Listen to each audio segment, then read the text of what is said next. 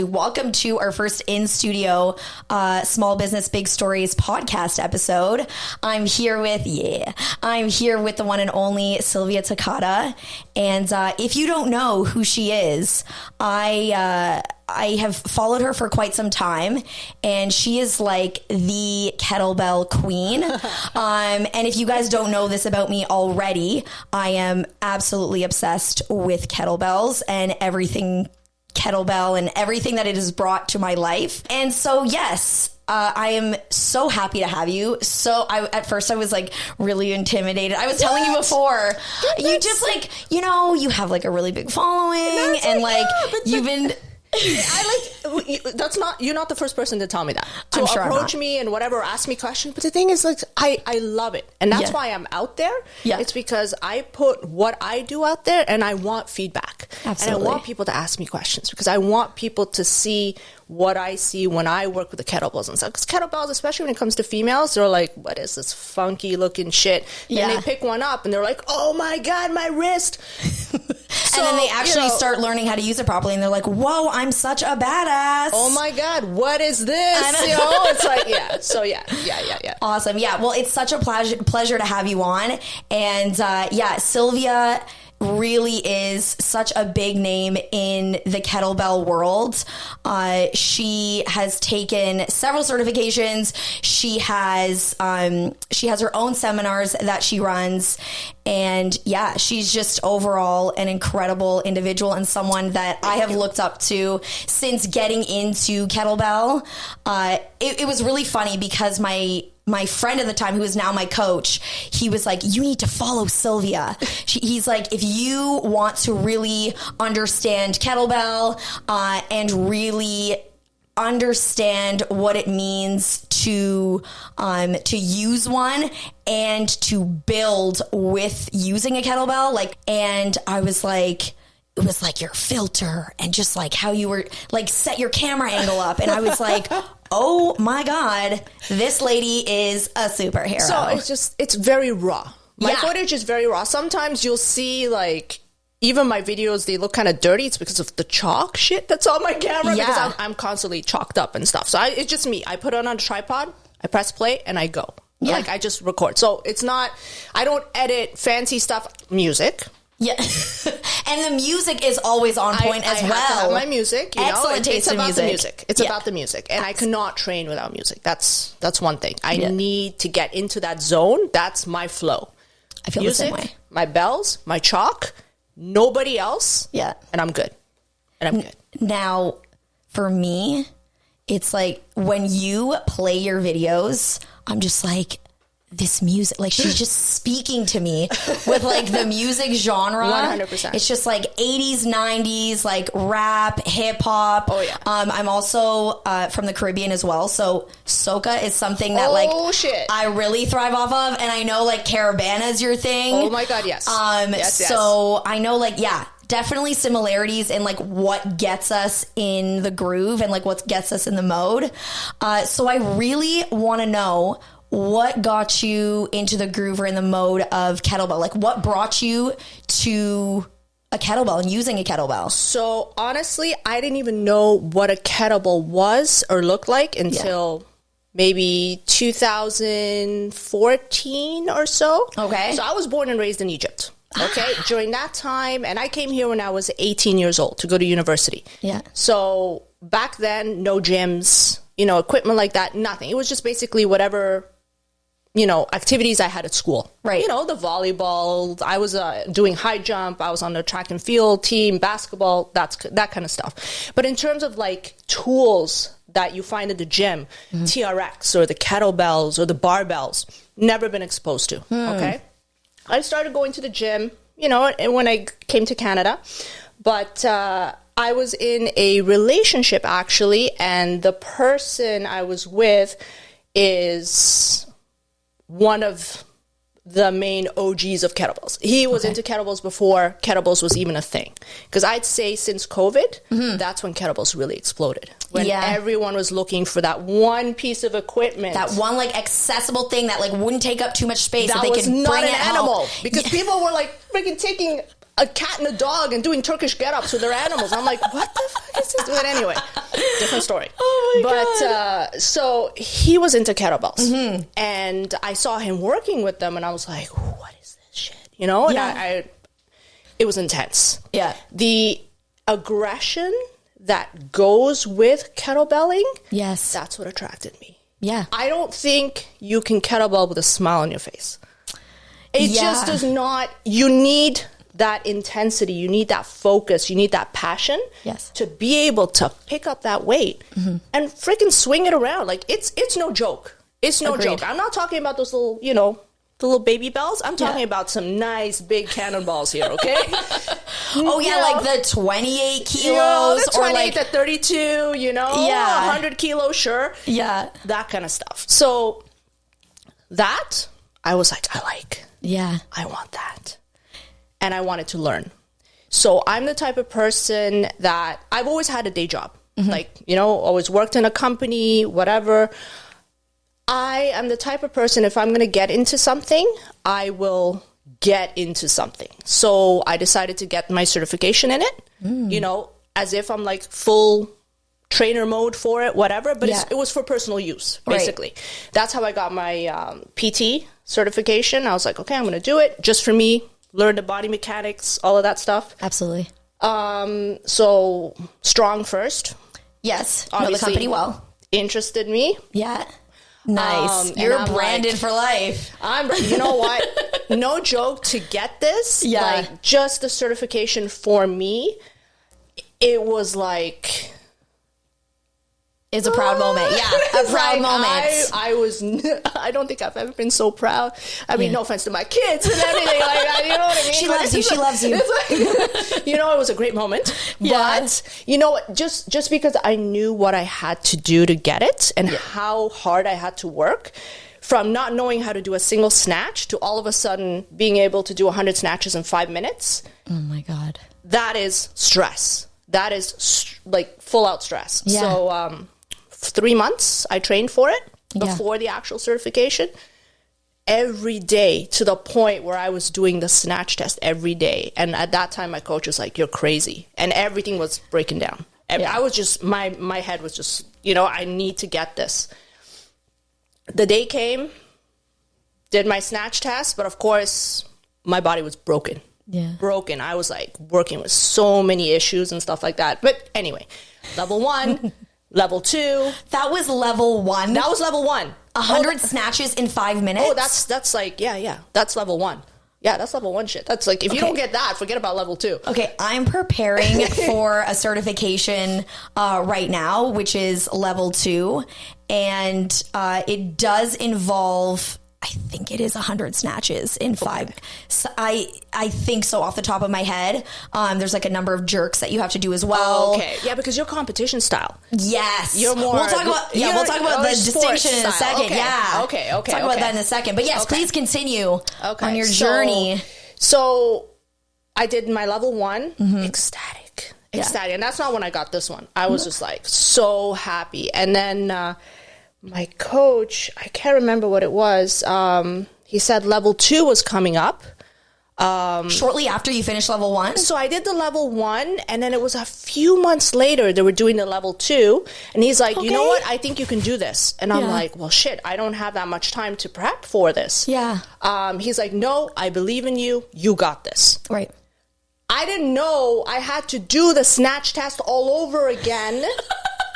To show them that I was okay with the level 1 stuff to be ready for the level 2 stuff. So you had to show them the prerequisite on the same day? I showed up for the level 2, and they're like, we're going to revisit everything that we did on level 1 and test you for it before we start level 2. Okay. And I'm like, fuck. So I did not know that part. Yeah. So novice, whatever. I've taken it enough times and recertified. Now I know what to expect. Yeah. But it was a lot. And I told myself, if I pass level 2, I'm getting that shot. that shit tattooed on me because I'm like, this is huge. You This is dedicated huge. like a lot of long, grueling hours. You know what? My hands are ripped. Yeah. My forearms were like swollen because it's the banging and the stuff like that. I mean, Absolutely. It takes years, I think, to find your groove. 100%. With the kettlebells. Like right now, I got nothing. I train with them every day. Yeah. In the beginning, it takes a while. It takes a while to memorize the weight, to work with it, you know, it's just, but it's worth it. Yeah. It's worth it. So for anyone who doesn't know, some pretty basic movements to either hard style kettlebell, which we'll explain in a second, or kettlebell sport. There is, and you guys can YouTube this at your own will. There is a jerk, there is a snatch, there are cleans, and those are pretty much the three essential movements at the core of both hard style and competition style. Yes. Now, hard style, explain how. So I am more of different. a hard style person. Yes. So the only reason why is because my endurance sucks. Okay? That's the only reason. Okay? My cardio endurance is not there. So I'd rather go heavy as shit for a short period of time than decent weight running for a long time. You sound like some power lifters. I'd rather get in there, do my shit heavy, and then get out. Yeah. Okay? Yeah. So I actually never liked working with competition style kettlebells. Yeah. At all. Yeah. I think they're horrible. I'm sorry. No offense to anybody. I have a lot of peeps who I love and adore in my community that, you know, only work with competition style or they'll use both. And I fully respect it. But I will not touch that bell. Yeah. I just cannot. I just cleaning it. The handle's different. It's square. It's awkward. It doesn't sit right. Yeah. It's all the same weight. So mentally, I'm like, man, this could be an 8 kilo. This could be a 28 kilo. It's the same thing. They're all the same. Yeah, they're all the same size. It messes with me. I totally get it. I've really worked with you work with cast iron? Yeah. So cast iron bells, I worked for a very short period of time. Okay. I totally understand where you're coming from in terms of like the feeling of it. Yes. I would agree personally. It does feel better. Because there is that like grittiness to it. That's it's powder texture. coat. So I'm specifically into powder coated versus e-coat. E-coat is more of a slimier. It lasts longer. Yes. It's shinier. Oops. It's shinier and it lasts longer. Like if you leave it out in the rain, whatever. It doesn't rust as bad as powder coat. Okay. But I like the powder coat because I like to feel that grit. The grit and the texture, right? Exactly. And you feel it when you're snatching it, when you're cleaning it. Yeah. I mean, mind you got to build some calluses. Extra skin there a little bit. I feel bad for my boyfriend sometimes. Like we're holding hands. I'm like, sorry. It's like a little catch on the clothes. You know what I mean? You go to pet him and it's like, yeah. But so yes, powder coat, cast iron. I'm sorry. Yeah. It does. Yeah. It feels, there is a different feeling to it. And just the overall, like the way that you can handle the bell, I feel, I don't know, the weight distribution just can feel a little bit better than using a competition style. Now, with competition style, I actually find that, I don't know, like it is a little bit more challenging for me as a person that has, now I just feel based on the size of me that I have such small hands, so to use competition style does feel a little awkward. Oh, okay. So yeah. But having said that, I do really only use competition style right now. Okay. But that's sort of how I feel about both. So really, at the end of it, I am agreeing with you. Okay. That I do like that cast iron style, that like powder coated, right? The powder coat, yes. Yeah. Yes. I do really like it just in terms of like the way you're able to handle it. But I think it's like to each its own. 100%. But the thing is with the competition style, for the sport kettlebell world, you're doing the same repetitions. For sure. it's the same motion. You want to have the same kind of weight. You know what I mean? It's just the size of it, especially when you're holding it. Obviously, with cast iron, the bigger it is, it starts to roll. Like, I have trouble holding on to a 32 kilo and squatting. Sometimes I got to hold it because it's going to roll on me, because it's the heavier it is, the bigger it is. Right. The weight changes, right? Absolutely. So I understand that. And also, you're not really like to goblet clean and hold it. You know what I mean? Like, yes. With a cast iron, it's more, people do like more flow work with it, or different kind of movements, whereas sport, it's really the same thing over and over again. Yeah. You know what I mean? And I think that's different in that part. For sure. You know what is funny, because I would agree with you, but I have seen people juggle with apparently it's easier. Style. It's easier to juggle with a competition style because the size is all the same. It stays the same. Yeah. So it is easier. But I never got into juggling personally. Yeah. I tried it and I destroyed the grass. Oh my God. And my mom was like, you know what? No. I was taking chunks out because I was so forget it. Yeah. So I never really got into the juggling and kept with it. I tried. I was like, okay, with a clonk. I'm like, okay, fuck it. Yeah. Tried that for a second. At least I said I tried it. Not really into it. So for sure. So I get that part. Yes, for sure. I was told juggling with a competition style, that's the way to go. Yeah. So that yes.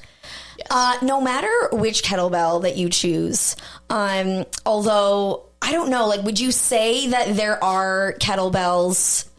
Like, Amazon has come out with some pretty cool things, some pretty interesting things. Like the fake kettlebells?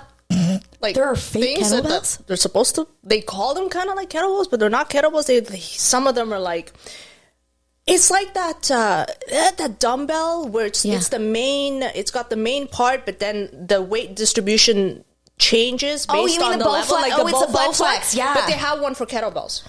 Oh. So it's round. Yes, and then it it looks like little slits. So yeah, let's try snatching. Discs. Let's try snatching that shit and see how that feels. Yeah. So no. Okay. So yeah, I think it's like dependent on what you want to do with your kettlebell for sure. But kettlebell in general is something that I am pretty...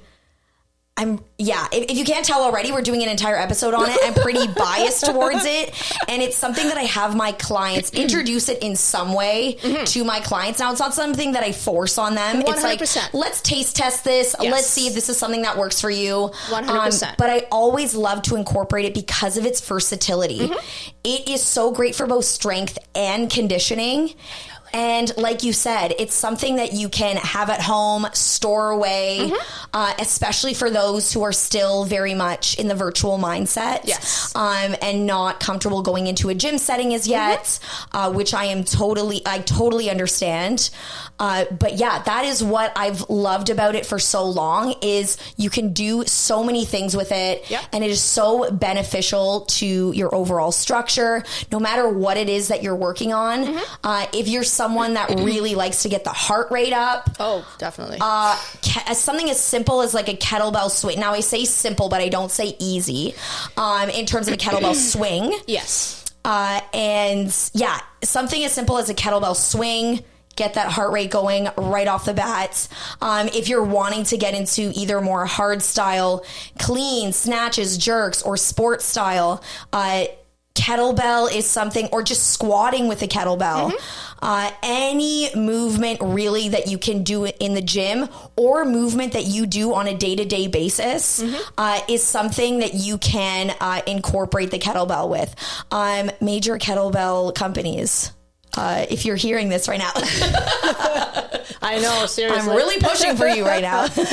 No, look, it's a great, amazing tool. But again, like you said, you don't force it on any of your clients or whatnot. I'm the same way. This is what I choose to work with. It works for me. I am passionate about it. I'm not forced to work with it. There are tons of tools you can choose from. And yes, you need to be able to work with many different tools, because there's kettlebells, but I also believe in barbell work. Absolutely. Hardcore, back squats, bench press, deadlifts with the barbell. Huge, like very important. The thing is to find something that you love to do, and that becomes sustainable. Because a lot of people like, okay, well, it looks badass. I see, you know, people working with us. I want to kind of do that. They try it. They don't like it.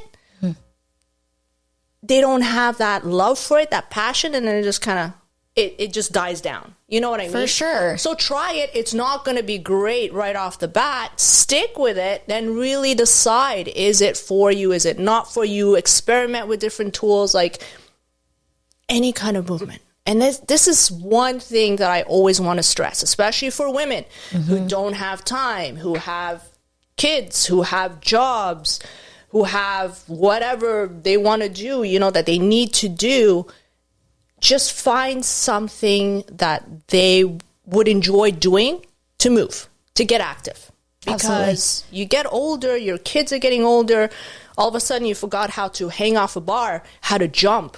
Box squats, all of a sudden, you know, for somebody in their 40s, they are scared shitless. And we squat every day. It's like unbelievable. And it's sad. You know what I mean? So it's just that, just keep moving. Keep up with your kids. If you take your kids to playgrounds when they were younger, I'd be on the bars with them, you know, or rock climbing or whatever. It's like, join that environment. You're still a kid, you know? I totally agree with you. And I think that once you find something that you enjoy, it is less of a punishment, because I feel as though I hear it too often where going in the gym or working out in some regard, you're punishing your body in some sort of way because you did this or because you ate this, and now you have to go to the gym and work it off. And it's like, no. And like you said, find something that you enjoy that makes you feel good. That's right. In regards to movement. Don't see it as a punishment. See it as a way of celebrating your body, of treating 100%. Your body well. Yeah. Yeah. 100%. And that's where a relationship with food comes in, relationship with fitness. It's not seen as part of a lifestyle. It's something extra that, shit, I got to do this. You know what I mean? It's like, but if you look at it, I don't even want to say like brushing your teeth, because it's like, I mean, some people don't, but I mean, it's like, it's like, you know, you have to do it. It's not the greatest, but you still do it. Right. But that's how it is with fitness too. Sometimes you don't want to do it, but you still get it done because it's part of your routine. And after you do it, you feel great. But that's the thing, you feel great. Yeah. You know, it's the benefits just transfer over, but it's all a mindset. It's all a mindset, how you look at it. But it's like, getting to that step of starting and continuing, that's the issue. Yeah. That's the issue. And there's a lot of things, you know, you can start, you can stop, but just don't stop searching for that one thing that you love to do. And that's, you know, that's why I post so much shit of like me just moving. They're like, don't you get tired? Yeah. I'm like, if you see me do something, maybe it'll trigger something in you to say, okay, you know what? I got a pull-up bar right there. I'm just going to go maybe do a quick set. Yeah. You know, just whatever. And I have a kettlebell right there. I have a dumbbell right there. Exactly. Just a quick circuit. Whoa, that move I haven't seen before. Let me try it. You know, just trigger some kind of movement. And I love it when people DM me or they'll send me a video. It's like, oh, I just tried this. I was just, that's good. Yeah. They weren't planning on doing anything. They could have been watching TV, or they just quickly scroll on their phone and see me do something, and then they'll do it. And it's so nice. And that's what I like to create. This little movement, you know, community of just like constant movement. That's absolutely. That's it. I love when you post your videos of your pull-ups and you're clearly like in PJ bottoms, or like when you're you know, privileged enough to have a gym that's connected to where you work, right? Yes, so that's where you take all these fantastic videos. Yes. But just showing how easy it can be, or sorry, I should say how simple it should be, exactly, to incorporate movement into your day-to-day. And I tell my clients this all the time, where even if you're sitting at your desk and you get up from your desk and you practice like squats, like sitting down and getting back up, definitely, or leg swings, like opening up your hip flexors, or pulling, like doing pulls from a seated position, right? Yep. I had a client of mine, a group fitness client of mine, who was like, hey, like, you know those simple movements that you gave me to do at my desk? Yeah. I've been doing them and they've really benefited me. That's right. And the way that my posture is, I gave gave her a few like ankle mobility tips as well. She was like, yeah, I felt like how tight my ankles were, and now I'm really getting into like the various ranges of motion in your ankle. And I was like, that is great. All of those small wins add up to 100%. Add into those bigger movements, right? And it kind of opens your appetite for more. Yes. It's like, I feel good. You know, man, I want to kick it up a notch. You know what I mean? Just to open that drive. Exactly. Best feeling ever. Best feeling ever. You know, I love to work with clients like that. It's like when they start off, they're hesitant, they're not confident, they're downright depressed almost, right? Because they've reached that stage where like, I need help. Yeah. I'm going to outsource. I'm going to, you know, ask somebody to help me.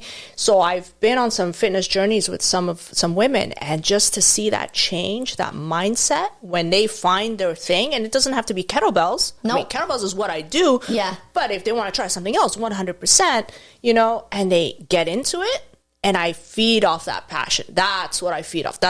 There's nothing like that. Yeah. Working with clients like this, it's the best. I totally agree. When you, even up until this morning, I was training with a client, and she's more into, somehow I sucked her in with Josh, with the help of Josh too.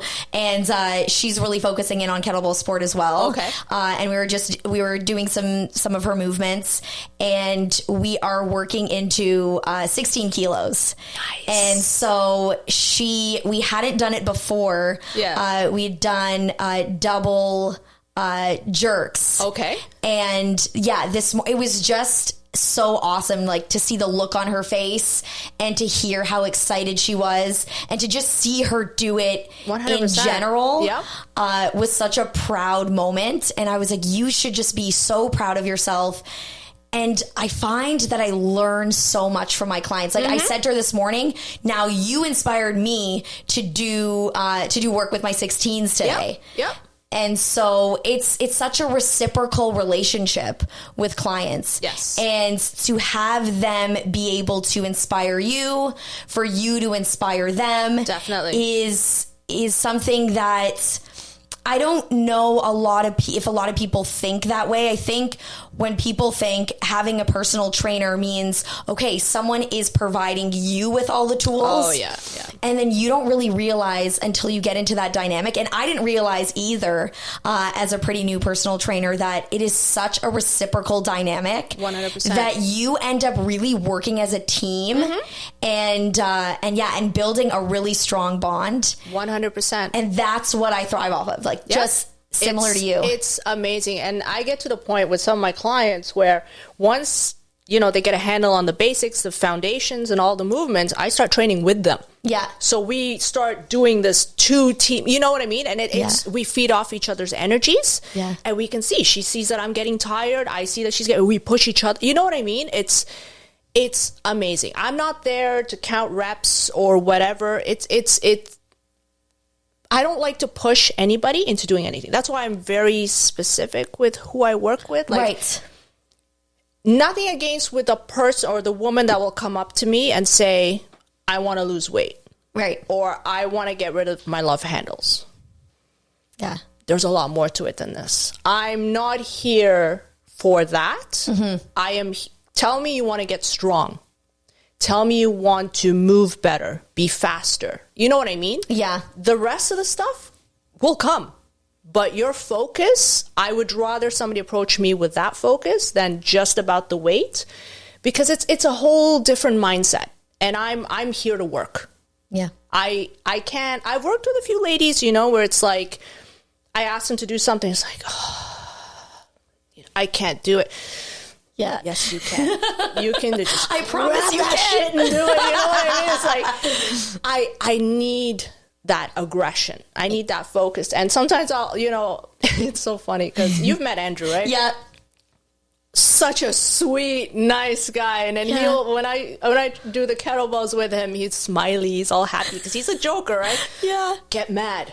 You gotta get mad. And he's probably like, I don't know how. So he tries to shake his head and he'll like get into it and he'll try to, and it's just hilarious. But it's like, it's a mindset. It's a zone that you're working with a big bell here. And that's where the challenge comes in. That's why I love the kettlebells. Mm-hmm. It's measurable. you start off with a 12 kilo. I started off with a 12 kilo. Yeah. And that shit was heavy. You started with a 12 kilo? It was heavy, and then double 12 kilo. Yeah. And then you see the different sizes that come after. It's like, I want you next. You know what I mean? It gives you something to build towards, and that's why I love the bells, and I like the cast iron because of the size. Yes. Like, I want to see how that looks on my arm. Forget about the purse. I want to see that rack. That is your purse. Yeah, exactly. Yeah, when I saw you swinging the 100 kilo, I was like, oh my goodness. You know what? So here's another thing about kettlebells that a lot of people don't get. It's not about picking it up and going. There are so many cues involved. And levels. And it's like, so this is why I know I show parts of my boot camp that I run at work, working with kettlebells. But let me say, I did not start off that way at all. I don't believe in taking a newbie, putting them in a boot camp environment and giving them a kettlebell to work with. Totally agree. I believe kettlebells should be one-on-one or a very small group setting, personal. Agreed. To learn the basics, but to have like regular classes of boot camp of just kettlebells without instructing them on the basics or the cleaning or the swing, the hinge position, and just telling them to go for it, for time. Yeah. Not the way to go. Not the way to go. You need to break down the movements.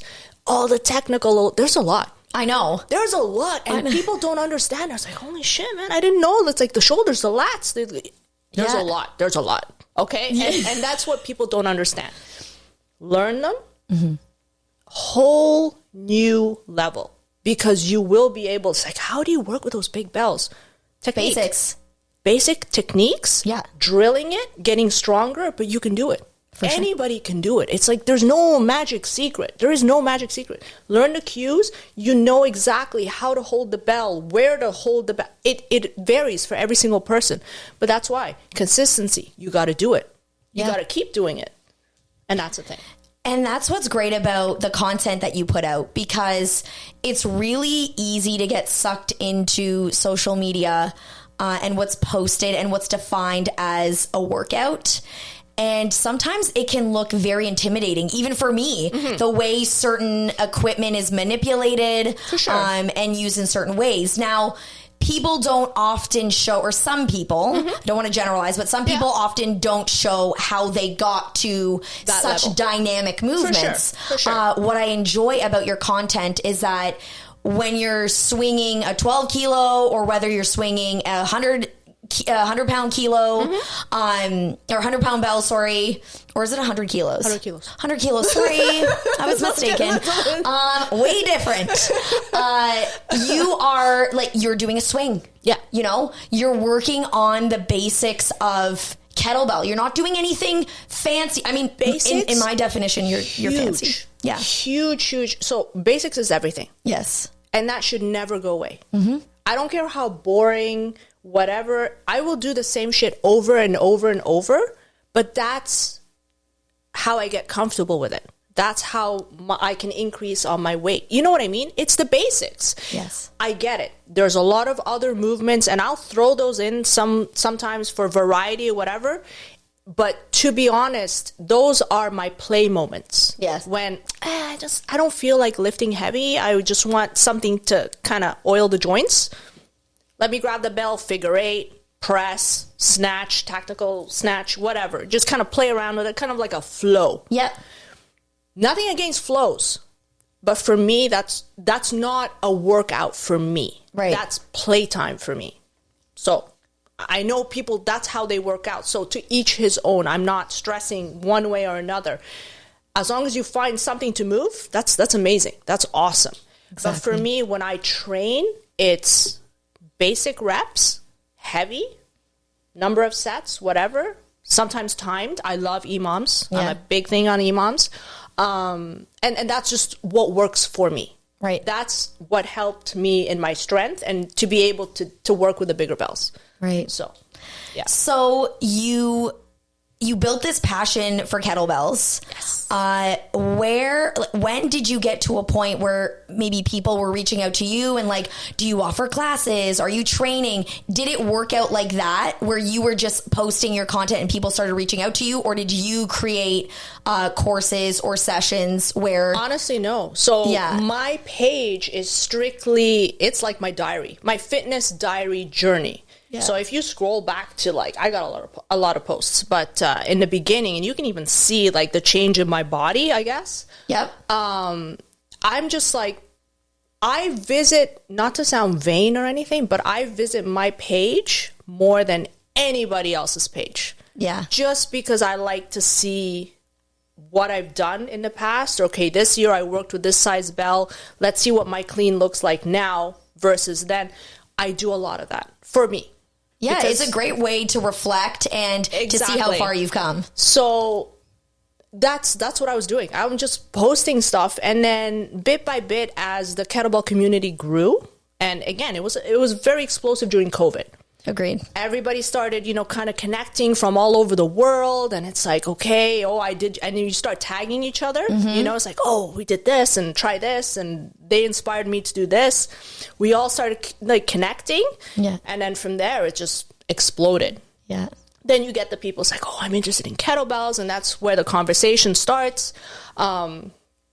Start getting clients, and then I got into animal flow because just doing kettlebells where it's so rigid, my mobility started to be like, I'm like tense all the time, like standing plank at all times. Yeah. Right? And it's like, okay, you got to start loosening up a little bit, So that's why I loved animal flow, because everyone's like, do yoga. And I'm like,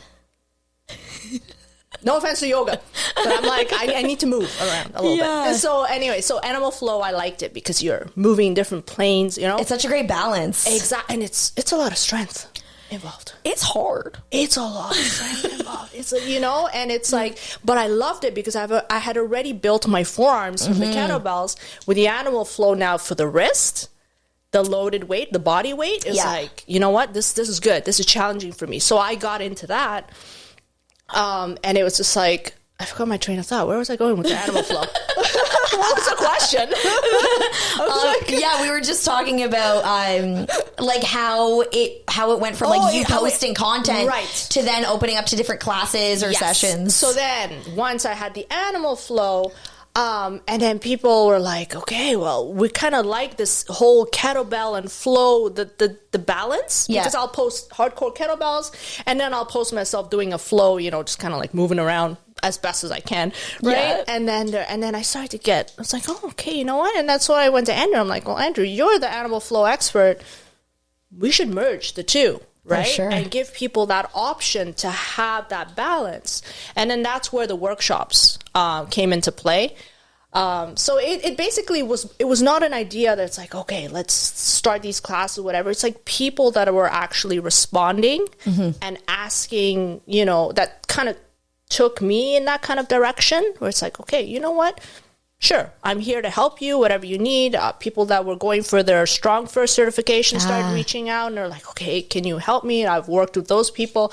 So it's like, it's really, really awesome. Right. It's awesome because I didn't have a direction or plan, and people assume that fitness is all I do. Yeah. I have a day job. I have a 9 to 5. I have 2 kids. You know what I mean? Fitness, this is just extra. Whatever you see on Instagram, it's extra. It's my lifestyle, but it's extra stuff. So I was never planning. It's not part of my business plan, is what I'm saying. But it happened. It happened organically. Yeah, it happened organically. It happened. So it's part of what I do. Yeah. That's all it is. And that's what I think is so beautiful and crazy about social media, because it's an interesting place, but it can connect people all over the world. It can connect people that you wouldn't even think 100%. Or you wouldn't even know to connect with them outside of social media. Yeah.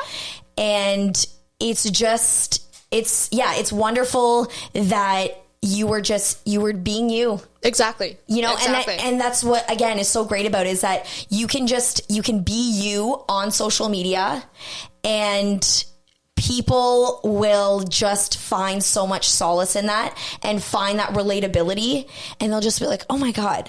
And this is what I found with you too. Like, just, again, somewhat intimidating just because, you just the weight that you swing, and I'm like you said, you've gotten that before. I'm just in my flow. Exactly. And you've come so far, right? And the journey that you have documented is so admirable and so inspiring. And I think because you are just you, and the message that you express is so genuine to your experience. Yes. is what I think pulls people in. So here's one thing about what I do that might be it's a little bit different versus someone who is in this business. Yeah. I don't have that pressure. Mm-hmm. I don't have that pressure where I feel I need to be a certain way to attract more people because it's my livelihood. And Such a good point. I get that. And I understand that. But it's pressure. Yeah. It's pressure. What will people like? What do people want to see? What do I need to post more of? Versus I have a day job. This is my stability. So I can take care of my kids. I can take care of my family. This is my fun time. I'll do whatever the hell I want. Yeah. I will look whatever I want to look like. People will like it. You know what I mean? Like it. And you like it? That's amazing. You don't like it? I don't care. Yeah. I don't need you. Yeah. I don't need your money for any, you know what I mean? I don't need that approval because this is for me.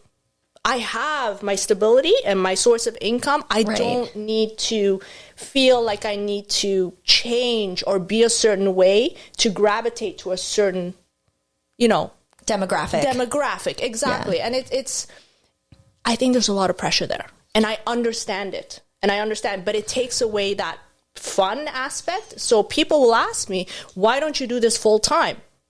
Not like because I don't do it enough, right? Yeah. It's like, because it isn't just an integral part of your life. Exactly.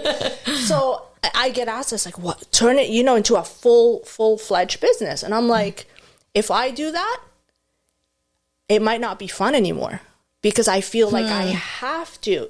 Why don't I continue what I'm doing now? I have the best of two worlds. Yeah. I love my day job. I actually like sitting on my ass doing paperwork. Yeah. Like people are like, holy shit, you're crazy. It's a balance for me, right? I do the hardcore movement stuff, but then I go back and I sit on my ass and I do the computer work, and it's a balance for me. For sure. I think that balance is something that is so easily misinterpreted. Yes. I think it's something that has been a term that has been tossed around recently because now companies are taking work-life balance into more consideration for their employees, thinking about cutting down days that people work in the office. Yes. I personally don't think you can't maintain balance all day, every day. No. However, in terms of what you can do in general and as a whole and what you can strive for is something like what you're doing, right? Is that, yes, you have the time where you have your office hat on. And then when you are, not tired of it, but when you've clocked out, it's like, okay, now I put on my kettlebell hat, right? And then, you have your mom hat. Yeah. And I think that's part of it, right? Is like you wear these different hats, and just realizing that the balance isn't something that you should put pressure on. Yes. It's something that you should balance can mean you sprinkle movement. Yes. For 10 minutes in your day. That's right. Right? Even if you don't have, again, the amazing privilege, I'm so jealous, that you have a gym at your work. If you don't have that, that doesn't mean that you can't get up and go for a walk or go up and down the stairs in your building where you work just to get your body moving. For sure. Right? So I think, work-life balance gets tossed around a lot. Yes. I don't think, by certain definitions, I don't think it's necessarily attainable where you can evenly split that never. It's never even. What you want versus what you need. Exactly. But I think those moments where you can sprinkle, yes, and what you demonstrate so well in your content, which is like, if you find an opportunity to move, use it. Whether it's 10 minutes, whether it's an hour, take full advantage of it. And I'm biased because I'm also someone who is like a fitness enthusiast, a movement enthusiast. But it does so much for the mental, 100%. Not just the physical. Yes. So yeah, that's just something that I've really grabbed onto with your content, is that you just make life real, right? You just show your real life. And yeah, a lot of it is like fitness focused. Yes. But the things that you express, like, you know, your meal prep, or the fact that you work your day job, or like when you're in your PJs doing your pull-ups, right? Yeah. Like, it's just your day, or when you post your kids, this is part of your day to day. And it's so relatable because, you know, there's lots of moms out there that would be like, or women in general, or people in general who are like, yeah, I have all of these family responsibilities. I have this 9 to 5. Yep. But I also want to feel better. And I'm getting that where I'm getting more clients in. And it's interesting because based on who you are is kind of what gravitates towards you. I'm finding as a trainer and as a person as well, those people who sort of vibe off of that similar energy. Exactly. I have rarely, again, there's nothing wrong with having that goal of, I want to lose 10 pounds. Yes, of course. But in order for it to be more sustainable and long lasting, eventually it has to become a little bit deeper than that, because once you lose the 10 pounds, which you will, what is going to continue to drive you to... The journey's not over. Exactly. It doesn't end, right? So it's... This weight loss thing, this whole mental age thing, that's another thing that really, really gets to me as a female, because that's where all the females like, oh, wow, you know, I'm too old, and I just fucking cringe, because half the time the women saying that, I'm older than they are. They just don't know it. You know what I mean? And it's just like, I'm starting to get a tick in my eye. I understand the mentality. The thing is that I don't know who programmed this into women, where, you know, you reach a certain age, especially like 40, and it's just... Yeah. You know what? And I don't understand where that came from. And I try to Google shit. You know what? I'm always Googling shit, and I find like articles. I know I'm always posting like, oh, I found this stuff. And so it's just so sad, because it's like your life is slowly deteriorating. It's over. Yes, it's true. Bone density, your strength, you're going to lose muscle mass. It's true. Yeah. This is if you just sit there and do nothing. Right. But it's reversible. Your bones are losing density. Did you know? Start skipping rope and they build right back up. You know what I mean? Like, I've seen like 70 and 80-year-old women pick up, do a 300-pound deadlift. And I'm like, really, age is nothing but a number. It can be. And it's the thing is, it's just... I'm not talking about gung-ho, going all out, where you're like ripping your muscles and tendons and shit. A little bit, all the time, consistently, for a longer, healthier, sustainable life. That's all I'm saying. Yeah. That's all I'm saying. I'm not even... I know for me, I do a lot more than I should, because, you know, my elbows start to flare up, you know, my shoulders kind of fucked up, you know, but I accept my consequences. Right. If this is how I'm going to go, I accept it. I'm not going to bitch about it like, oh my God, I tore something, you know, woe is me. No, I'll deal with it. I understand. I take responsibility for my actions. But I'm just saying, at least something. Doesn't have to be like a full hour, you know, little bits and pieces. It doesn't have to be a kettlebell. It doesn't Even have though to we be a strongly kettlebell. recommend it. But hey, it's there. It's so easy. And it's like, you know, it's like, so it's just something. A little bit. Consistency is huge. Discipline. That comes with it. you can structure discipline. Priorities. Yeah. You will have to juggle some stuff.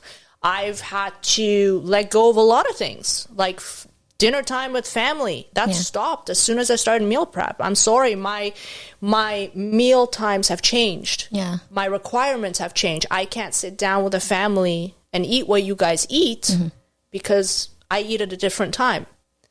I had to sacrifice, and that's the truth. But this is what works for me. Right? So it's part of my self-care.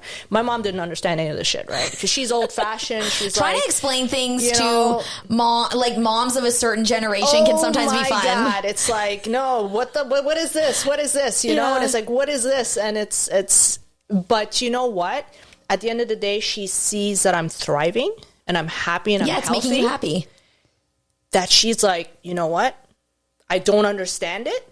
All this shit is like, oh my God, I don't understand it. But if this is what you need to be sane and be healthy, okay. For sure. Okay. The other day, I showed my mom that I ripped my hand. Now, this is not something that I recommend you do. Yeah. This is not something that I recommend that you do. And, it can happen where as you're learning how to manipulate a movement at a heavier weight. Oh, I still get ripped hands, for sure. Yeah. And this was like the first time I had ripped my hand. And I was like, and I was like, Mom, do you want to see what I did?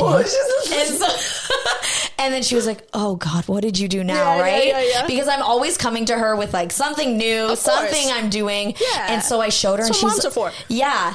And the cringe on her face, she was like, Brittany, just be careful. And I was like, Mom, it's fine. Like, it looks worse than it is. And even like talking to my grandma about it, she's like, okay, be careful now, Britannia. Just with her like Caribbean accent. That's my name. Even my dad too. It's interesting. Sorry, Dad. But he'll be like, are you sure? Like, you should be like lifting that heavy of a weight. Like, I don't know. Is this okay? Yeah. And that brings me to, because like, you pointed to your muscle definition, and I feel like that's something that you also speak to when you are posting on social media, where sometimes there's this fear with women of being too muscular, because again, it's just, unfortunately, we can fall into these social media or media traps in general, where it's like having muscle definition is not feminine. Oh, I heard that all the time from my mom because, old fashioned. Yeah. And it's like a certain perspective. So, you know what? It's an interesting subject because I don't know if it's an age thing for me where I hit 40 and all of a sudden I don't give a fuck anymore. All of these. Zero. Like, so I don't know what it is, but it's like I was also worried about, so I'm a hardcore ectomorph. As am I. Always growing up this skinny, weak little bean, watching my friends flourish and be like all curvy and I'm just like, I'm like, I'm 17 still waiting for things to happen. And I was telling somebody else on another show that I used to double up on pants. Yeah. Just to give myself some bulk because I was just like olive oil from Popeyes. Yeah. It was just like this stick. Yeah. And it was traumatizing. Like, I still sometimes look at myself, even with my definition, I was like, oh no, man, I feel small. I still get that because it's something that's been engraved in my head. Yeah. So I understand that. So weight, it's the opposite for me. It was never about losing the weight. It was more about having some presence, because I felt I was so skinny and people would always like, oh, if you turn sideways we don't see you, fuck you. Or I could break you over. I could break you over my legs, or go eat something, and I'm just like, do you notice you're the only one laughing here? Like that stuff hurts. Yeah, that stuff hurts. So as somebody who's overweight that will get the joke, but they don't even joke about that, but they think it's okay for a skinnier person because they're skinny. Right. It's cool. It's okay, right? Yeah. It's not okay because I still remember all those, comments and stuff like that. So it's it's different but the same. So for me, as I started to get stronger, so I did 2 bodybuilding shows. Okay. Where it's like someone, I was just training, and then somebody came up to me and said, "Oh, are you training for a show?" And I'm like, "What is that?" Yeah. I didn't know what bodybuilding was. In Egypt, we didn't have that back then. And I Googled it. I'm like, what is this, right? And I see these women, and I'm like, wow, okay. And the bikini category, it was like softer. It wasn't crazy like muscle, right? Right. So I'm like, let me ask my coach, right? Got a coach, and I'm like, okay, I'm gonna do this. It was the first time I had to watch what I ate. Because being an ectomorph, you kind of eat pretty much anything you want, right? Your metabolism is pretty fast. Yeah. I was put on a diet type thing. It was not good. Yes, I was training, I got some muscles, but I was also tightening up, and I got even like skinnier, I felt. Hated it, but went through it, did the show. Then I'm like, no, bodybuilding is not for me. Then that's when I got into strength training. Right. Like, I'm just going to strength train. Just eat, strength train. And I realized the more I ate, the stronger I was. And I was like, yeah. So I was like eating, meal prepping, eating healthy, but portions started to grow, right? So I started strength training, and my body started to change. And I'm like, okay, this is interesting. This is the first time, like, I was able to wear my outfits from high school after having my kids. My weight never changed. Like, just body composition changed. But all of a sudden I started lifting weights, and suddenly, like, here, my shirts were getting tighter. I'm like, oh shit, and I started to get biceps and stuff, and I'm like, okay, I'm liking this. Yeah.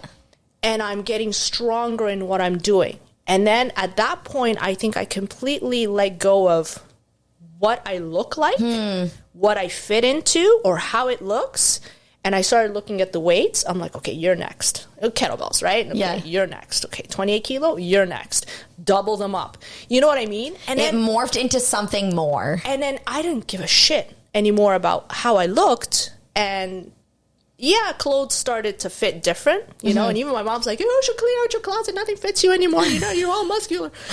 Thanks, Ma. Whatever. It's like, that reminder. Love the peanut gallery. It's like, oh my God. So, my focus changed. My priorities changed. Yeah. I didn't care anymore, and it just, everything, I don't know. It was just a different feeling, and it was such a huge relief not to care to be honest. Yeah. And it's like I didn't feel like I had to impress anybody anymore. You know what I mean? It's like I reached a stage where it's like, as a mom, what is a mom supposed to look like? What is she supposed to be doing? How is she supposed to portray herself? The only thing I made sure to do, especially with my daughter, is I was in constant contact with her in terms of what I posted on Instagram. Yeah. I said, look, I'm doing this. And I would take her to photo shoots with me because while I strength train and I'm huge into strength, yes, I'm also very feminine, like personally. And I love the lingerie and, dressing, okay, I don't dress up so much because I don't go anywhere. Yeah. But you know what? But in terms of expression of femininity, I'm huge on that. But I wanted to make sure that my daughter was okay with anything that I was posting. I'm like, okay, if I write a caption, what do you think I'm trying to say here? You know what I mean? I'm not there for, hey, look at me, now DM me. I don't care about that shit. I don't trust anybody. I don't talk to strangers. You know what I mean? Like, I'm not... That's not your intent. That's not my intent. Yeah. My intent is, as I saw my body morph a certain way, I also wanted to make sure that people knew I was still in touch with who I am and how I feel about my body. That it's not like I'm like a tomboy now, and then that's all I am. No, I'm still feminine. I'm still into the lingerie, and I'm still into that aspect of myself, but strength-based. Yeah. And I'm doing it for me, not for you. I think that is such a powerful thing, and especially, I'm sure, having a daughter, it becomes more important for you to portray a strong woman, whatever you define that as. So if that means, and from what I've seen, and correct me if I'm wrong, a strong woman for you, it seems, is like being comfortable in your own skin. 100%. Whatever that means to you, as long as you're not hurting yourself, as long as you're not hurting anybody else. That's right. However that might look, being comfortable with who you are is like of the utmost importance. Definitely. And, you know, she's in high school, and I know people are going to see my page, and people, and sometimes she's like, oh yeah, they found your page, and oh my God, you scare them. Yeah.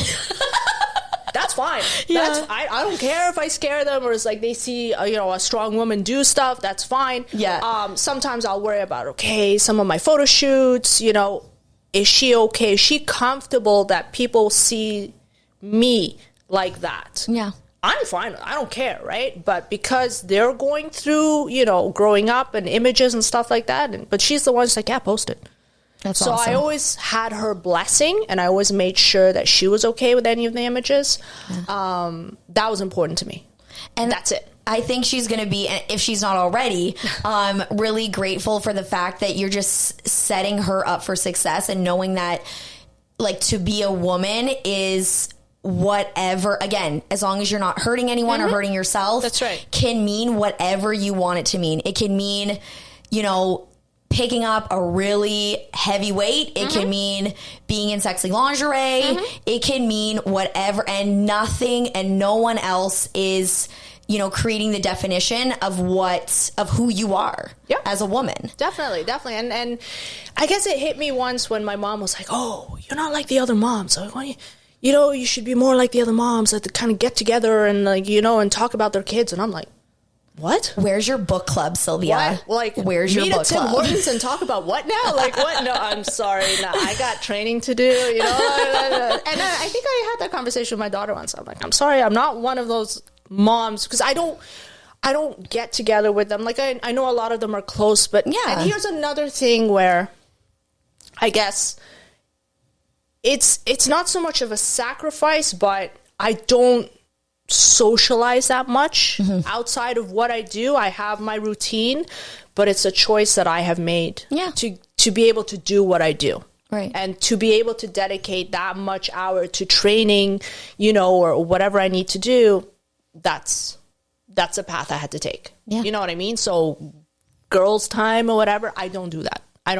Yeah. So, and you know what? That is, how you have found, who you are and what makes you feel good. And like TV shows, we're talking about TV shows. Yeah. I don't watch TV during the week. I don't have time. Like after working, training, coming home, the kids, and then I try to sleep at 9:30, 10. Yeah.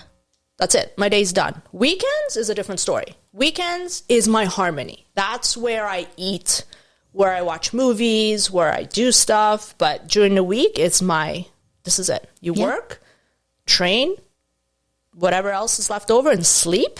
That's it. Yeah. So. And like I said, that is what defines you as Sylvia. And just being able to share that with whoever decides to follow you, share that with your family. As long as it's bringing you happiness and you're being authentic, I feel, as I get older, because I feel like I'm still at that stage, I feel like everyone to some degree still, thinks about, how is that person going to think, or how are they going to feel about me after that? But as I sort of speak to others, and really gain the life experience, myself, I'm starting to care, less and less. Yes. And you know what's is that, like, I'm really finding myself. Exactly. And giving myself space to just be like, I'm going to say yes. Like, I don't care. It's probably something maybe like 5 years ago, I would have said, keep that far away from me. Keep that way, because it would be way outside of my comfort zone. Yeah. But before we end off, this is a great segue, because this is, based on getting outside of comfort zones. And so, I'm wondering, how did the brands coming to you? So you've got a partnership with Converse, correct? No, I don't. Oh, you don't? No, I don't. I just have people like always reposting, and there's this one brand. I don't know what his relationship with Converse is. Okay. But Chuck Taylor Tuesdays is what Yes. is this. So he's always like reposting and stuff like that. And because Converse is It's your jam. it's my jam. It's Yeah. what I train in. Okay, Yeah. this is my It's your training training shoe. Well, I had to rep, you know. They should So- sponsor you. The heck? I know. So it's like, honestly, I guess I get approached because of my platform. Right. So people are like, okay, but I'll only do it if I believe in a product. I'm not looking to, like, if I can help, especially, I will definitely help more, I guess, local businesses. Mm-hmm. You know, anything I can help with the community or whatnot, I'm more than happy if it's a product I believe in 100%. But, you know, I always get these random, like, oh, you know, do this or do that and do that. And I'm like, no, I don't know what it is. You know, mushroom this and weed this. And I'm like, Yeah. no, It doesn't align with it doesn't with who you are. fit into my program right now, or Right. I'm not into it, then I will turn it down. So whatever you see like on my page is not because I just took it. It's like, no, I carefully think about what they're representing, where they're coming from. And, you know, I have a lot of great Canadian companies on my LinkedIn profile that, you know, that sponsor me. So Yes. that I'm totally for. And I love that. I love to help whoever I can. Yeah. But again, everything just kind of happened. It was nothing was planned. I didn't have a business plan down of this is the direction I want to go. I just do what I love to do. Whatever comes, like the photo shoots or, you know, anything extra is, for me, is just, hey, this is awesome. Yeah. The more I can spread this whole kettlebell thing, The better. just because honestly, there's nothing I love more than seeing women on the pull-up bar, because it's so freaking rare. And now there's a lot more women with the kettlebells, which is awesome. And it's just amazing to see that energy build up. And don't get me wrong, like, I get my energy from the guys. Yeah. That's how I got into strength training. I was looking at how guys train, not how the women trained, how the guys trained, because it's that raw, you know, like, especially the smaller gyms, not so much the box office gyms, the smaller athlete-based gyms. Yep. They had that drive, that grit. passion, the grit, and they didn't give a fuck. Yeah. They didn't care about how their hair looked or dressing up a certain way to go to the gym. They're just like shorts, chalk, getting into it. Yeah. You know? And that's what I liked. I like that don't care attitude. And this is why people sometimes will see my videos. My God, pull-ups in a dress. What the? Yeah. So what? I just It's like not came I'm from a desk. I'm not like upside down or anything. I'm not showing anything. I'm just like a pull-up. So I'm going to stop and change so I can do like a set of pull-ups and change it back. No, Yeah. the whole mentality about what you need to do, what you need to look like, how you need to be to train, this takes away the whole fun aspect of just getting it done and just being in the moment. Yeah. Of just getting that pump. You know, it's just, I don't know. That's just me. Yeah. And That's just me. And yeah, before we wrap things up and get things into like the lightning round, which I like to do. Oh my God. I just want to say that it is, and I'm sure it is so refreshing for a lot of people to see that it was just you being you, and all of these like doors and windows opened up.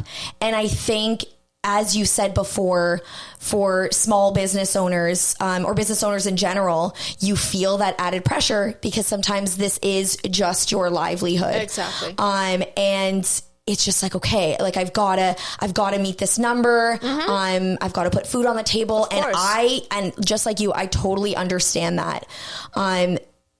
Having, again, that sort of intermingling of putting out what is like authentically your life will be that much more relatable to people. And that's where you see, just like yourself, things just start to happen and you're just like, I'm just being me. Yeah. And you know, I had someone else ask me like, what is your brand name? Like, what are you going to make it? Yeah. I'm like, no, Sylvia Takada. Sylvia Takada. This is it. Hi. This is who I am. This is what I do. I'm not I'm not a business. I'm a person. Yeah. I'm a person doing her thing. That's all it is. I'm a person showing up and just doing her thing. That's all it is. Yeah. Basic. Basic, simple. And I love it. It's just, this is what keeps me fulfilled. Yeah. Because I found my harmony in what works for me. I found a tool that works for me. So this is it. Yeah. And like you just said, like, you are you and you love it. And I love it. And that's it. Full stop. And Like, I'm okay if somebody else doesn't love it because I don't care. Yeah. They're not in my life. I don't need that, So I got my kids, I got my family, I got my partner. It's like, I got my job. yeah. And I get to do what I love. So, yeah. So yeah. Right into our lightning round series of questions. Right, so this is where we get to know you a little bit more and like the nuances of Sylvia and like some things that maybe your following doesn't know about you. Oh, it's a lot. It's a lot. without getting like too personal. So growing up as a kid. Mm-hmm. What did you want to be? Oh, man. I love this because I stump people. What did I want to be? I don't know. I never had that huge pressure from my family in that part, in that regard. I'm an only child. I don't have any siblings. Yeah. My family was always very supportive of my choices, like even in university or high school when we started talking about careers and stuff, they were never like, oh, you're going to be a doctor, you're going to be this. They did suggest I'd be a lawyer because I was always arguing with them and debating. And I got the same thing. Sometimes I can bullshit my way through. Yeah. So, kind of Such is life. You gotta do what you gotta do. But I never had and this is why I think I struggled a lot before reaching to this point where I feel fulfilled. Yeah. I didn't have a calling to me, and I was frustrated. I didn't know what I wanted. Yeah. When I moved to Canada, coming from Egypt, I left all my high school friends, all, my peeps, came here, didn't know anybody. I didn't belong anywhere. And I was suffering hard. Yeah. I remember going to York University. I joined the Italian group, the Japanese group, and the Egyptian group. They had different groups there just to see where I belonged. Mm-hmm. Didn't belong in any of them. And I was a mix of all three. And I'm like, I don't feel like I belong. And so I was like, well, fuck, man. Yeah. It was horrible. So it's like, I never knew what I wanted. Yeah. And it's okay. And that's why I don't pressure my kids either. If they don't have an idea, I think it will come to them. They just need to experience as much as they can, have the opportunity to do things, to experience things, and something eventually will click. Yeah. You can't force this stuff. Give it time. I never force my kids into anything. Like, you must do this, you must do that. And then they turn out pretty okay. They're pretty chill, Haven't had any issues, knock on wood. Good. But in terms of that kind of what I wanted to be, I never really had. I just went with the flow, to be honest. Yeah. Love it. Yeah. Okay. Last question. Okay. So it's a Saturday night and you're a little bit more flexible with what you're eating. Okay. There's a plate in front of you. Mm-hmm. What's on it? I eat everything. And on weekends, that means Friday, Saturday, and Sunday. Yeah. I eat everything. Yeah. And by everything, I mean everything. I, knock on wood, have no allergies or anything. I love food. I'm a huge food person. Yeah. And even with like what I've seen what your meal preps are like, it's very well rounded. I have my chicken, I have my ground beef, and I have, my veggies and my carbs. Yeah. But this is during the week. Yeah. I don't post a lot of what I eat on the weekend. I love Nutella. Ooh. But I love it, like, by the jar. Like, my mom goes to Costco and she'll get, like, the jars. I'm allergic to hazelnut. But peanut butter I can have. And so peanut butter, I could literally, like, give me a spoon. Well, this is what I do in Nutella. Yeah. So all over my room, there's like spoons. Yeah. And so I'm like, because I don't double dip, right? I'll take a fresh spoon. So there's like spoons all over the place. Oh my God. But yeah, so I mean, I don't have a favorite food. Yeah. Burgers, pizza. Like, honestly, I am so flexible. I love food. Yeah. Like, yeah. Oh my God. We are definitely kindred spirits because I love food as well. And any ethnicity type food, like anything. Yes. I love it. Amazing. Like, I'm not a huge spicy person. I'll eat it, but I'll bitch about it. I'll be like, oh my God, my nose is running. But I'll still eat it. I love it. Yeah. But yeah, so what would be on that plate is whatever you give me. I'm just one of those, honestly. It's like, whatever you put in front of me, I will eat it. Fantastic. Yeah, flexible. Thank you so much. Thank you for having me. It's so exciting. Absolutely. This was such a blast. Getting to know you This is so different for me. I was telling you when I walked in, I was like, you know, I don't know. Normally it's just a video of me with my face and I'm just doing my bells. And there's music? And there's music, yes. Yeah. This I don't do it often. I don't really talk on camera. Yeah. It's just not my thing. Well, you should. You did a great job of like telling your story, and I felt like I really got to know you. No questions, but if I'm like have the phone, I was like, okay. Yeah, so I was like, what am I talking about? But yeah, so no, it was really appreciate you having me over. Absolutely. Well, thanks so much, guys, for tuning in, and I will see you on the next one.